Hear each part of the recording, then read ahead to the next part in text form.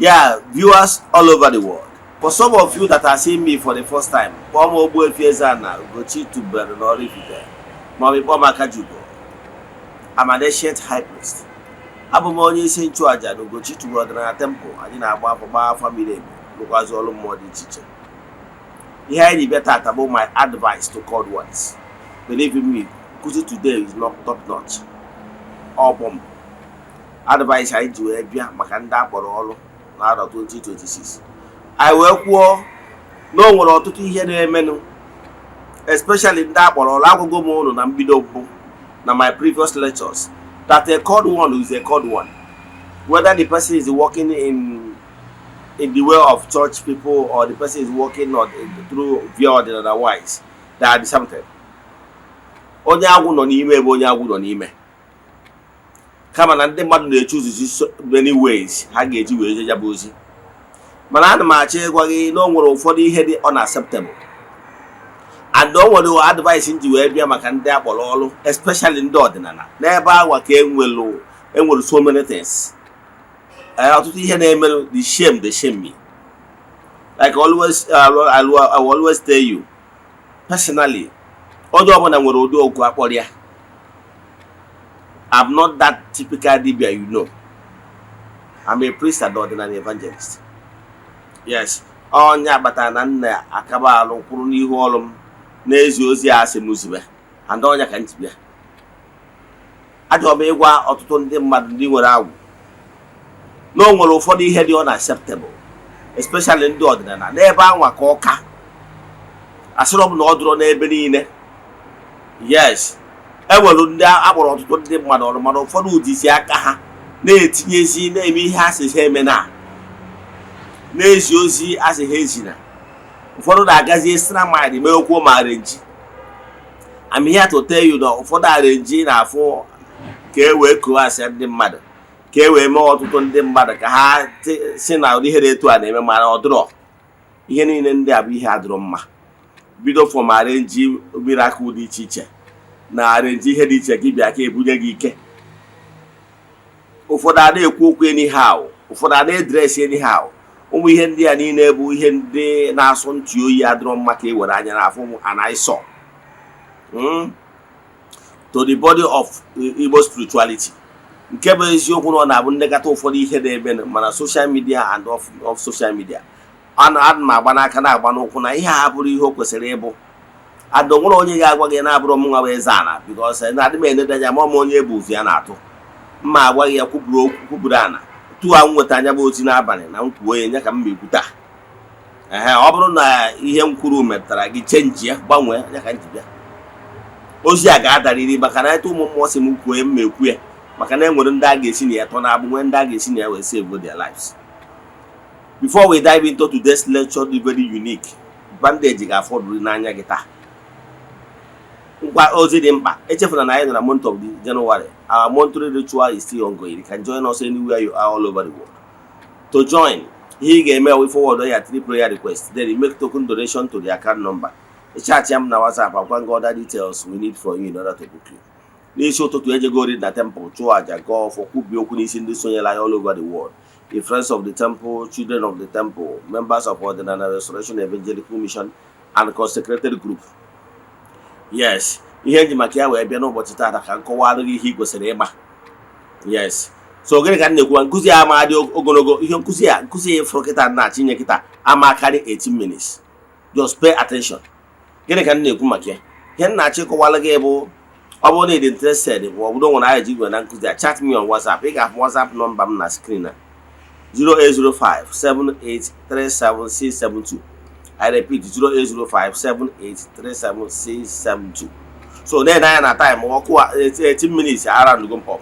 Mana ihe na-achịkọwala gị bụ ihe ya ama bụ na ọtụtụ ndị akpọrọ ọrụ, especially ndị ọdịnala, ka m chọrọ ife esi na taa dịka osi asị ejigweta ozi a n'abalị. Ihe na-achịkọwara ụlọ ọtụtụ ndị ọdịnala na-emezu ụfọdụ ihe emuleti adịrọ necessary, ranging from ime arenji. Ekwuola m ya, one danger dị na ya bụ nwaanyị ya misleading ndị mmadụ. You are misleading the mmadụ. Ị na-bring the false impression and ihe ndị awụ ọrụ ihe ndị abụ na ọtụtụ ndị mmadụ na 2026 ọtụtụ ndị mmadụ we go down in the sense na ihe ị na-eme ga-ebutere gị okwu n'ụka. Ihe na-achịkọwara gị kwụsị arenji na ụdị elu ọnwụ na izi eme arenji ebido na ụfọdụ ndị na-eji akpụta efi igbute efi ka ọ wee bụrụ na mmụọ gị na-arụ ọrụ ma ọ wee bụrụ na ị na-arụ ọrụ ije kpụta efi kwụọ ndị Awụsa ụgwọ ha kpụta efi wee mechaa show ike ọtụọ ya idebezie ahụ iburu ọfọ gị na-akpagharị na ị na-eti ọfọ n'isi efi mana ịma na efi a na-egburu ya. Ị na-agwa ndị mmadụ na efi ndị akpụsa na efi a ga-egburu mmụọ mana gị nwa ma na-emesịa ike ọtụọ vidiyo were 20,000 nye ndị Awụsa pụtara efi akpụrụkwa efi ha daba. Ịma na eska maka egwu nwere idea. Ọtụtụ ndị mmadụ bịa na-agbanye ọtụtụ ihe n'ihu akwụkwọ na-edisi ivu ndị mmadụ. O nwere ụfọdụ ihe adịrọ acceptable arenji ụfọdụ ndị mmadụ na-asị na-ebute moto. Ị mana mmadụ ebutegoro moto dị isi ihe goziere moto kwụkwa my relative bụ nna m ochie nna alụ ọrụ adị m agbanye n'ihu akwụkwọ dụrọ necessary. Ị ghọtara ya? Ana m achọ ịkọwara na ụmụ ihe niile a when you begin to do all those things sometimes ị ga-anọ under pressure ka ọ ghara ịbụ na imegidere kwụsị ime. Asịrọkwa na ụfọdụ n'ime ụlọ na-ebutere moto eziokwu ka ị gọzie ha moto. Enwere ike ebutere ya mana ibido gị ịgbanye n'ihu akwụkwọ ịgbanyechaa ya after some time nwere ọzọ moto ọzọ ebutere ihe adị fọstọ ime arenji ka ị wee continue ka ọ ghara ịdị ka mmụọ daa na mba. You need all those things. Onwere ihe dị iche na ihe ị na-eme na ihe ndị ụka na-eme eje kpọta ndị ada na ngwụrọ ma ọ bụ ndị emere ihe na-achị ha crutches ịdị na scam. Ọtụtụ n'ime ndị mmadụ na-eme o nwere ụfọdụ ihe ikwesịrị ime o nwere ụfọdụ ihe ikwesịrị ikwu. O nwere ofu eze nwaanyị m fụrụ taa meseji this morning ị na-akpọ na aja ala Igbo tirigo ozi gị zie okwute ndị Igbo onye gwara gị ezigbote onye ọdịnala ọ bụrụ na Igbo spiritualist wepụ aka na politics. Ịbụrụ spiritualist wepụ aka na politics ekele ọrụ eke. Enwere ndị ọ bụ ọrụ ha ezie gị ozi ọnwụ dị afọ enirizi na-eziri gị ozi gị zie egizie ozi agwasị na-eziri gị ozi wepụ aka na politics. Ịbụrụ a politician ịda ada mbụ into ebe abụrụ ya area of specialization anaghị ọtụtụ ndị mmadụ n'iyi.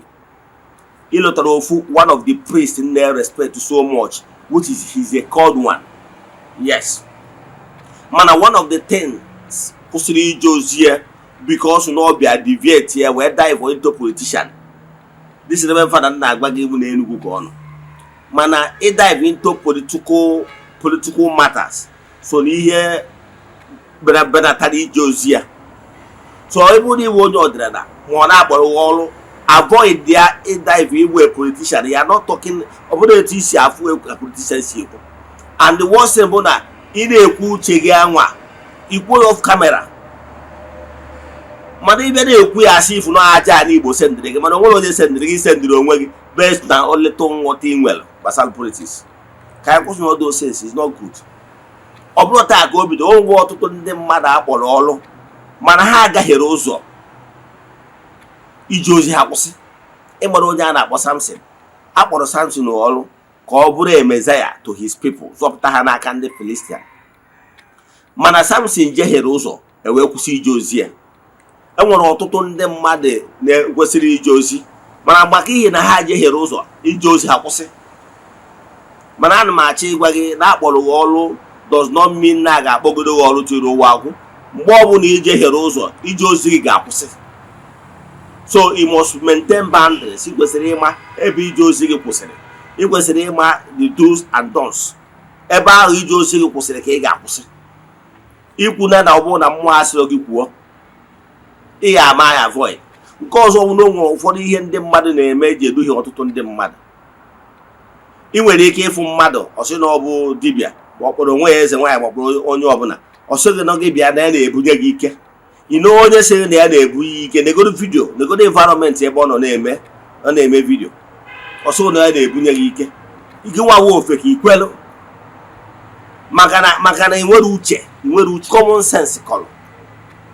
Onye a sịrị na ya na-ebunye gị ike negodo environment ebe ọ nọ even fence ya epentre aplasta ọ dị aplasta na nkanku na ọ nọ na ya na-asị na ọ na-ebunye gị ike ikwelu maka na iwu ofeke.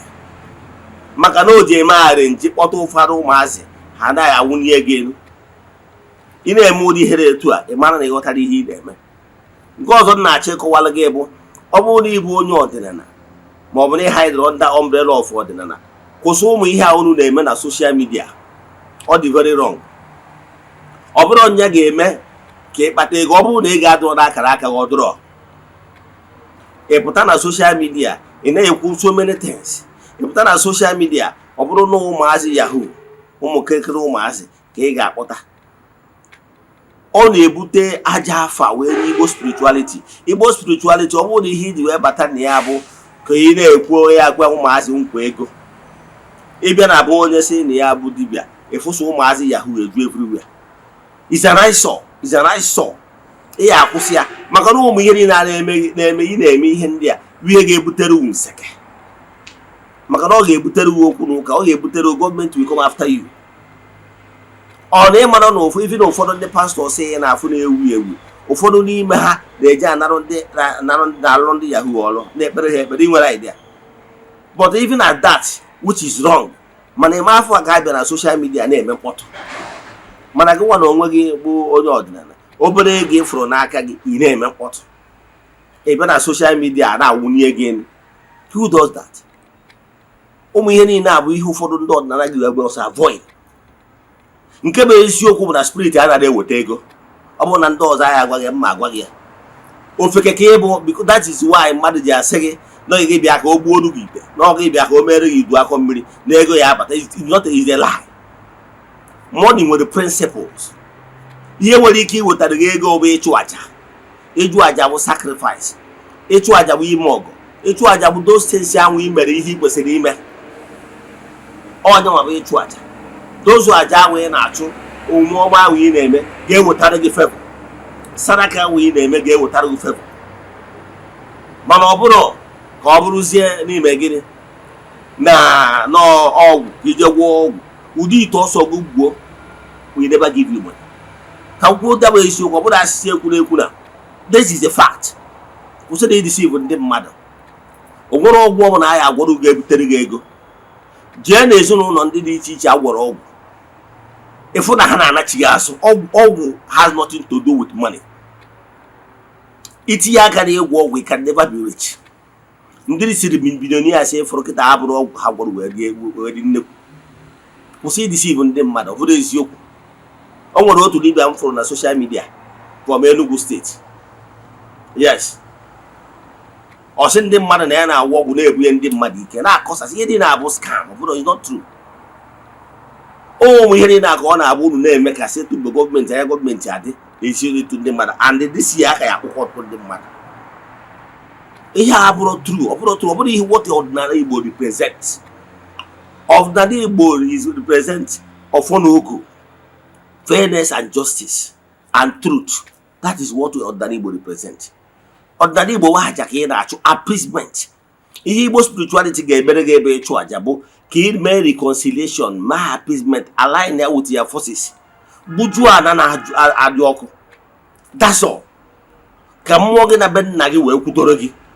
Mana ihe gbasara ego nwere principles.